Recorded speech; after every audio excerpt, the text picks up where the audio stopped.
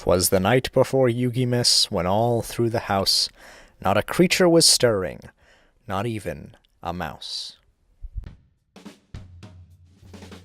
Welcome, ladies and gentlemen, to the Yu-Gi-Oh! Gallery. My name is Nuke, and this is Craft of the Cards. This is a series fundamentally focused on grading the art of Yu-Gi-Oh! Cards, looking at the aesthetics of the art, how well it syncs up to the effect, and how it relates to the card's name. We'll grade the cards out of 10, with 10 being an artistic masterpiece and 1 being a waste of cardboard and man-hours. This time, we'll be ringing in the Christmas cheer, not by looking at an archetype in particular, but by examining this, the greatest of all products, the Yu-Gi-Oh! 2018 Advent Calendar. We'll be going in alphabetical order this time, because I really can't be bothered to keep track of the attack values, and so, without further ado, let's dive straight into the Advent Calendar and ring in the holiday season. You might once again notice a brief change in the audio. While I have access to some better audio equipment now, it's still not back to the normal setup. But I actually don't know if this would sound better or worse than my normal one, so. In any case, the first card on the list is Box of Friends, a giant pile of adorability. The art is pretty good as well, the soft colors and sparkly design of the background matching well with the pale polka dots on the box. The overall color of the card is a tad questionable though, seeming to be a pale green, which doesn't really look that great. I do like the figures bunched up inside the box though, a collection of monsters from the Zexal manga that never made it to the TCG or even the OCG. These include such luminaries as doll monster Miss Mechtin, it's the German word for girl, I'm pretty sure, but I'm terrible at German, so let's just ignore that for now. Doll Monster Bear, Doll Monster Mr. Dragon, and last but not least, Doll Monster Rob Robot. Aren't those some classic names, ladies and gentlemen? You can see why they were never brought to the OCG. In any case, the card looks good, though, with monsters peeking out of the box to see who they've been gifted to. The background I like, as I've mentioned before, with soft colors helping to lend a sense of innocence to the cards and the multitude of stars and other shapes helping to add to that effect. Another element of the background I like is the starburst pattern around the box. While subtle, it helps to emphasize the box as the central element of the whole thing. The ribbon is an interesting addition to the card as well. It has the darkest color of the card, with it cutting a nice figure across the rest of the card. It works well overall, and the card looks pretty nice. The effect is also quite good, very thematically allowing you to spam out a few weak monsters once the box is destroyed, releasing its contents. I do like how the monsters have to be weak as well, the box being friendly rather than deadly. In the end, it gets a 7 out of 10. It's a good card overall, and has some really nice elements that tie it together thematically very well. Ceremonial Bell looks stupid and is a dumb concept. I don't know why the bell makes you keep your hand reveal, and the art is lazy even for 2002 Yu-Gi-Oh! It's a damn bell. I don't know why you can really think it's anything other than pretty dumb. The one good thing I'll give it is the fact that while it doesn't have any attack, which makes sense, it has fairly high level defense. That's another weird thing about it, and it's fairly baffling, especially for a level 3 and also a bell. While I understand why it is in the set, given that it's based on a church bell, which are usually pretty key parts of Christmas, the card as a whole is disappointing. It's weird and bad, so it gets a 2 out of 10. Cockle-Doodle-Doo is the next card and is cute AF. The reason it's in the set is fairly horrifying, though, with it probably representing a Christmas turkey, so this little bastard's gonna be cut, plucked, and roasting in an oven fairly soon. The art, though, as I've mentioned before, is really cute, with the rounded features, heavy stylization, well, reasonable level of stylization and lack of harsh lines, making this a cute, cuddly little bird which will then be used to feed a family of 4 to 5 on Christmas Day. I also do love the 3 hamsters surrounding it. They add a lovely bit of personality that really helps to make the card. The background also goes really well with the art. The delicate green and whites they're going well with the red and white of the chicken. The card, by the way, is a grown-up version of Cheep Cheep Cheep, both of the cards having onomatopoeia for names. The effect is kind of meh, not really having any connection with the card as a whole. I have a hard time figuring out how its level is meant to increase with the situation in which you summon it. In the end, it's some decent art, but a lackluster effect means that it gets a 4 out of 10. It's honestly just not that great of a card in the end. Firecracker is their next card, and I don't know about you, but where I am, there's never any Christmas fireworks. It might be a reference to Christmas crackers, but don't quote me on that. Oh yeah, and this card is a pile of awfulness all unto itself as well. When I saw this card, I honestly thought it was made in an era before Yu-Gi-Oh! Cards looked good with any consistency, but then I saw the date, and nope, this was printed in 2017. In Maximum Crisis. Screw you, Konami. This card looks awful, with the terrible lighting choices meaning that most of the card is just blobby darkness and not in a way that I can appreciate, with the aesthetically unmatched background and monster. The background looks realistic in that it's not overtly stylized in any way, but the monster is cartoony, the tongue sticking out and the oversized bomb, ensuring that it looks way, way too kiddie. The effect is the one nice thing about the card, it being a fairly big burn effect, which is supplemented by the effect damage stacking counter effect it has as well. It's the one good thing about this card though, and that alone brings it up to a 3 out of 10. It's not as bad as Ceremonial Bell, but only just, and that says more about this card than it does about that damn bell. Ghost Reaper and Winter Cherries really shouldn't be in here, but it's one of the only really good reprints that this damn thing has, and it also has the paper-thin excuse that it has winter in the name. In any case, the art for this card is wonderful, it being part of the Ghost Girl Quartet, which was only really ruined by the arrival of the forehead monster right here. In grand anime tradition, menacing little pink-haired girls always get red eyes, and it's followed here to its usual effect. It looks really, really good. The effect is really nice, with it being matched with the rest of the Ghost Girl Quartet in that it's a hand trap card, and beyond that it's really nice in that its discard effects makes a lot of sense given its ghostly nature. The card art, though, is really nice. The combination of the foreground and background is really, really nice, and something I'd like to see in a lot more Yu-Gi-Oh cards. I love how the hair seems to just segue into the cherry blossoms in the back, and then it flows out from the bottom of the card to create this really lovely layer of contrast with the darker blue and purple background of the center of the card.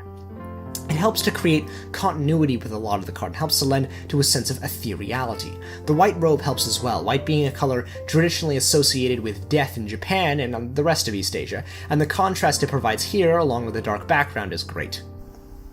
It also works in theme with the Ghost Girl, so it gets a solid 10 out of 10. It's an excellent card with all of the elements that I want to see in a card with this level of great art. Ghost Trick Jack Frost is a pretty nice card altogether. The art is rounded and helpless, fitting the trickster nature of the Ghost Tricks in general. I actually do have a lot of fondness for the Ghost Trick archetype as a whole, and this card is a good example of why. It has a lot of personality to it, the traditional rounded snowman design being accented really well by the rainbow-colored scarf. I like it a lot, and it helps to fit some of the more harmless design of most of the Ghost Trick monsters. The demon bag at its side, though, is another great touch I really love as well. It's classic Yu-Gi-Oh!, this kind of playful, fun monster with some darker undertones that just make it menacing.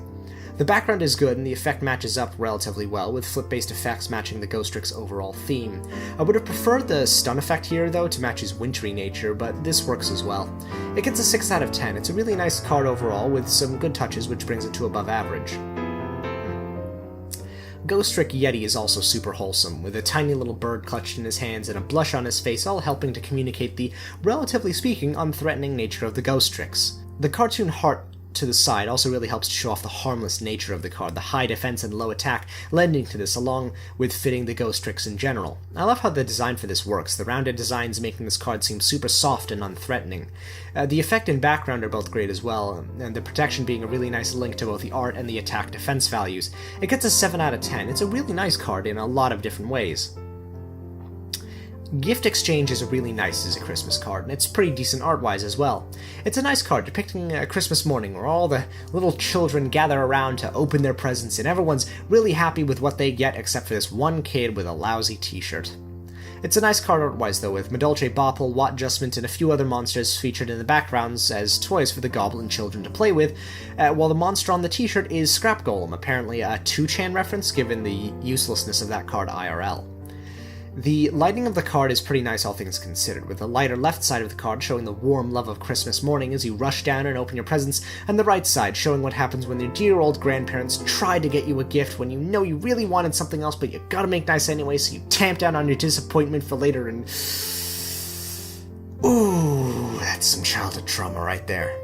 So yeah, the card looks really nice, and it has some really excellent art. The effect is also really good, the exchange of gifts as cards. It gets a 7 out of 10 though. It's a nice card with some pretty nice excellent art and a good effect. Hey Trunade is a card I hate for a lot of reasons. There's no reason why it should be in the Christmas calendar. The card itself is a lazy reskin of Giant Trunade, and no reason to why its name is as it is. The Japanese name makes much more sense as a localized hurricane instead of a Hey Hurricane. It looks pretty bad as well, though, and that's not something the TCG can be blamed for, with the actually quite intimidating face on Giant Trunade being superimposed on a weirdly cartoony-looking farm. It gets a 2 out of 10. It's barely good because of that scary face, and it's linked to the original Giant Trunade, which is a pretty awesome card and drips old-school Yu-Gi-Oh! But the rest of the card is disappointing and boring. Hoshinigan is an old card, so I don't give it that much shit for being kinda bad, but it also creeps me right the fuck out. I get why it's in the calendar as well. The star at the top of the tree is a key element of Christmas. The background and other elements of the card work well to help it, though. The blue with green stars match well, and I do like the rainbow flying out of the background. It looks pretty amazing. The thing is, though, the face looks like he just jerked off into your pudding. It's really off-putting. I won't say it ruins the card, but the heavy shading around the eyes and the hint of what looks like tongue in the mouth, along with the heavy lines around the face, are all really weird. The effect works as part of the set that this sort of thing got, and it gets a 4 out of 10 in the end. I do like some elements about the card. I especially love the Japanese translation of the name, which is just Superstar, but in the end, this card is below average, mostly for just how creepy that face is. Ice Queen is an interesting enough card with some pretty decent art. The background is somewhat lackluster though, merely being kind of blue fading to black with some icicle-looking effects on the screen. The uniform is also pretty good given the fact that they seem to want to dehumanize her in a way, her being a sleek dress with a lot of spiky-looking accoutrements. The spikes instead of hair help as well, making her seem more inhuman, and the red and blue gems help to offset the pale white and blue of the rest of the card. And the pink belt and chest pin thing also work to that effect as well. The spellcaster effect is somewhat strange. While it is related to the typing of the card, I really feel how it seems to make sense with regard to the rest of it. You could argue that instead of an Ice Queen, it would be much more apt to call it a Snow Queen, which would link it to the character in Hans Christian Andersen's Fairy Tale, or a character in the Nutcracker. It gets a 6 out of 10 though. It's a decent enough card, but the effect is kind of meh, merely being a connection to the typing of the card rather than anything that would match both the name and the art better. Lone Fire Blossom shouldn't be in here. It's not Christmassy at all. The card itself is interesting though, and I do love the art. The art is a fairly interesting description of a magical fire plant, with the card's bulb being a bomb where the fuse is slowly burning down. I also love the twisted roots that make up the stem. It lends to a very chaotic design as they seem to quest for purchase for any form of soil and nutrition in this flame-ridden land. The leaves are really nice as well, providing a neon sort of contrast which, while contrasting, helps to lend to a sense of artificial harshness you get when you examine the art.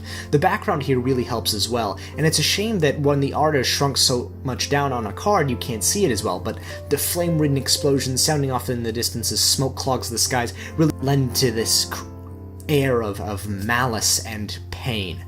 The effect is somewhat decent though, allowing you to burn another monster off in order to get another card from your deck.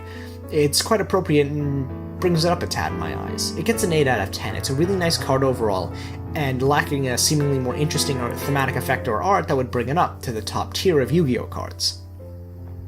Mystical Fairy Elfuria is a weird one as well. Aside from maybe the Sugar Plum Fairy, a character from Tchaikovsky's The Nutcracker, it doesn't really have much to do with Christmas, at most being closely associated with spring imagery. Aside from the green going on with the bird in the background, she also has a bunch of grapes hanging from the staff. It does look gorgeous though, and the card has so much great color through it, the purple of the dress contrasting with the background and blue feather in it, and the gem in the staff adding another layer of contrast which works so well.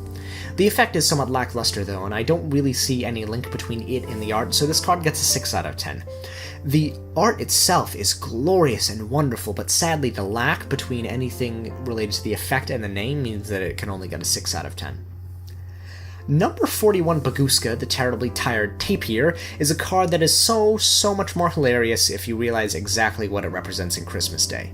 In the Japanese art, he's clasping a bottle of sake or beer. He's meant to represent that one family member who shows up at Christmas, gets sloshed off their ass, and does something dumb that everyone else now has to deal with. In any case, I hate this card. Not because of the art, actually. That's pretty great.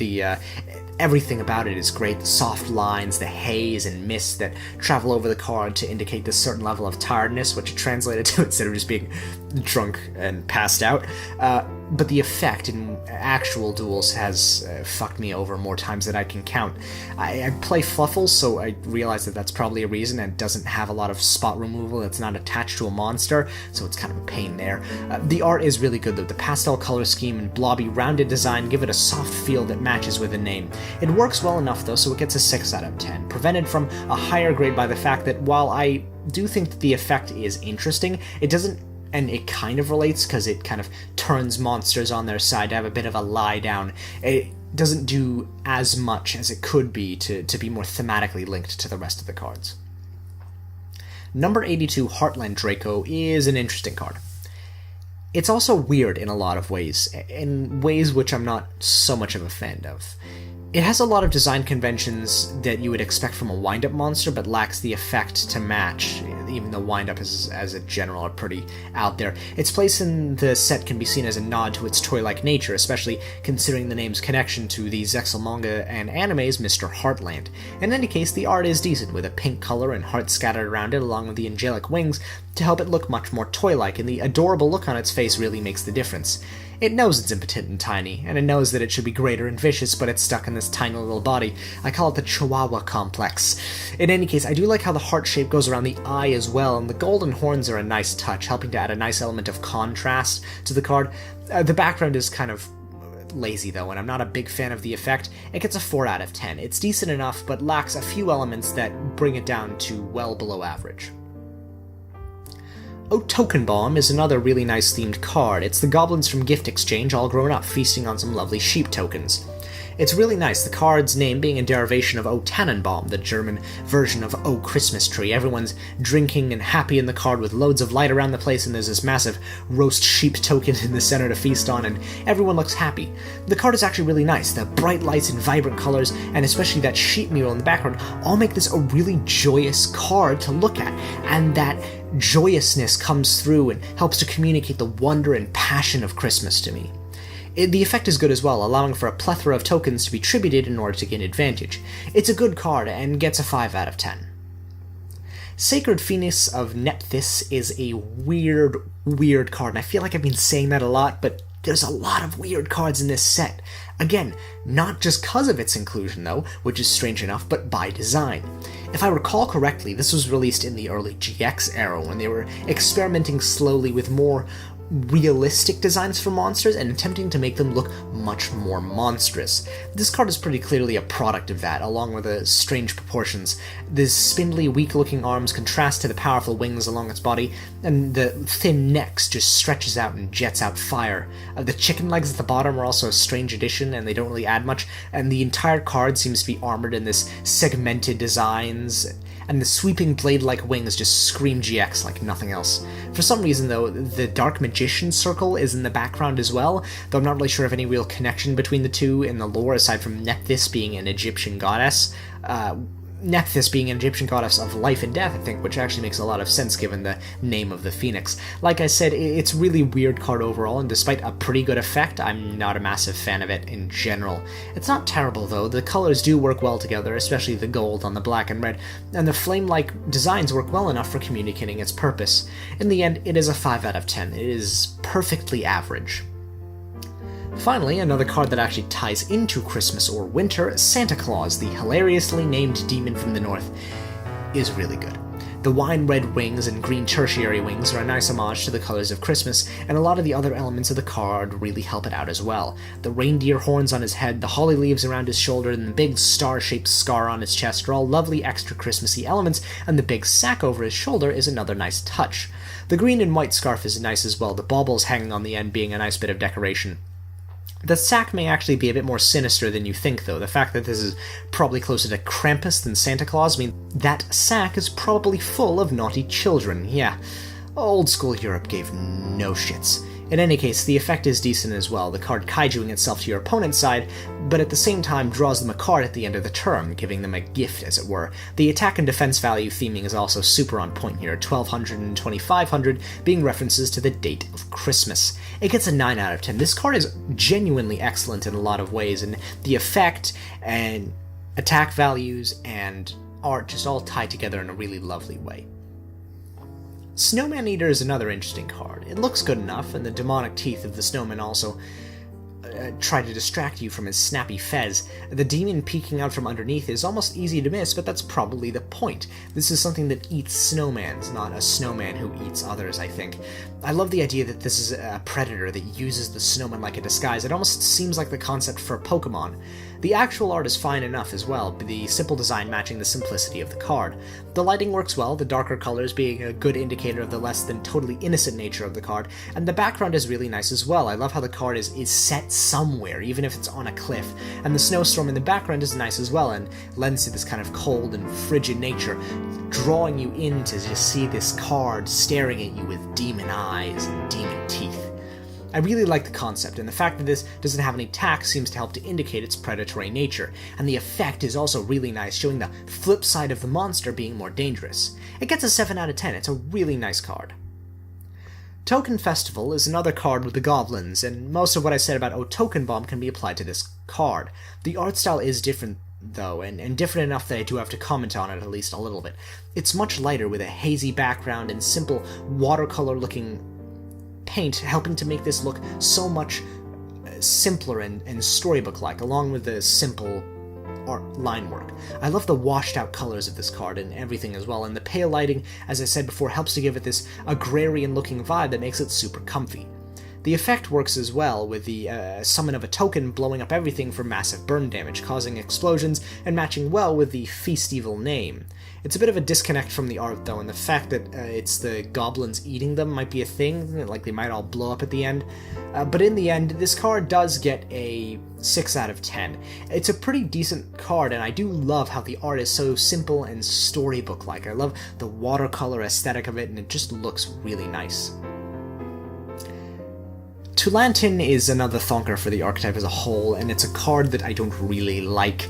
The design is abstract, but for fairies it's much more mechanical looking than natural, and I'm not really sure what that's meant to convey, if anything at all. I get that it's named after an Intel processor, like a couple of fairies were, but it's a weird thing to name a monster after, and doesn't really do anything to help it as a whole. The design itself is really strange. This kind of sleek but bulky design is a bit too over the top. The lack of legs is strange as well, seeming to just sprout light from its butt. The gold is strange as well, acting as a good contrast in theory, but the rest of the card is so light and the gold is so light that it just seems to wash out the card further. The background is generic circles with ray effects that someone probably made in Photoshop, and the effect is a convoluted mess. It gets a 2 out of 10. It's terrible, and it's also weird at the same time. Toy Magician is decent. The design much more reminiscent of a puppet than anything else, especially with the whole Pinocchio nose thing it has going on. The blue and white work well as contrasts with each other, and the massive red hair horns add a nice bit of extra there. The design of the card is also pretty nice, the white cape helping to break up the blue. The background is pretty boring, being a simple blue background with the aura surrounding the card. It's kinda strange, but not horrible. The effect works well, the wizard part of the name coming into play with its spell-affecting nonsense. In any case, though, the effect works well, the wizard part of the name coming into play with its spell-affecting nonsense, and in any case, this card gets a 5 out of 10. While I don't like some elements of the art, other parts work well together very well, and the effect is decent, so I'm willing to let it skate into that average category. Valeraphon is quite obviously a reference to Santa's reindeer. I do quite like the art this time. The brown of the pelt contrasts so well with the green that carpets the back, along with the flowers sprouting on its head. The designs traced along the legs as well are pretty nice. I don't know why it seems to be presenting at the viewer, though. The way it's posed is kind of strange, but it might be to make it seem more playful. The springiness in its step and the way its head is cocked back over seems to imply a certain level of playfulness. It looks pretty good. The simple but well-drawn art is charming enough, and it looks pretty decent. The background is excellent, with a field of green fading into pale green and white light, which looks very naturalistic. The effect is somewhat strange, though. I don't get why a discard helps to summon out beasts, so that's not that great in the end, but in the end it does get a 6 out of 10. It has some really nice art, and a background that is pretty awesome, brought down by a lackluster effect. Wind Up Rabbit is the last card of the set, and it's pretty good all things considered. It does look like an actual toy, which really helps considering it's a wind-up monster, and I can see how you would wind up the mechanism in the back and then it would just kind of hop around and flip like one of those cheap things you used to get at the dollar store. The bunny ears are nice as well, stylizing the rabbit's most distinctive characteristic. The colors are good, the darker red and white contrast each other well, while the black elements had to help to add a bit of contrast. The background is somewhat disappointing, though, the old-fashioned circle with rays shooting out of it used again, but at least the color is more interesting, with the blue rays and reddish-orange circle. They look good together and don't add or subtract anything from the card of the whole, so it's basically just neutral in the end. Effect-wise, this is somewhat lacking again, though. The banishing effect doesn't really seem to have much to do with anything else. It gets a 5 out of 10, and some good art helps to make up for a fairly lackluster effect in the end. I like this advent calendar. I honestly do. Despite the fact that it absolutely isn't worth your money, it is absolutely worth just being able to celebrate Yu-Gi-Oh! And to get a nice little treat every day leading up. And, it has some decent reprints here and there, and if you're desperate for some staples and you want to have some fun with it, then I would suggest having some fun with this as well. But hopefully this episode will be released on Christmas Day, so I can give you all a very Merry Christmas, Happy Holidays, and I wish you all a very, very excellent New Year. So, without further ado, this is Nuke, signing out. Have a good one, people. See you all next year. Alright then, here's the list. Let's just take it over. Get a quick thing. Okay, all good. Alright. Let's get working.